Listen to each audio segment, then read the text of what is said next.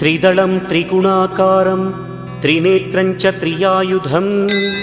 त्रिजन्मपापसंहारम् एकबिल्वं शिवार्पणम्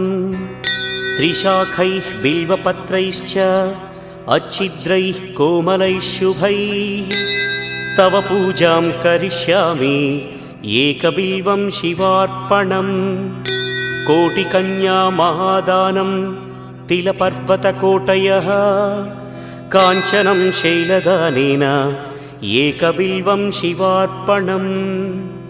काशीक्षेत्रनिवासं च कालभैरवदर्शनं प्रयागे माधवं दृष्ट्वा एकबिल्वं शिवार्पणम् इन्दुवारे व्रतं स्थित्वा निराहारो महेश्वर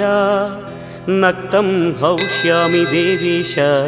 एकबिल्वम्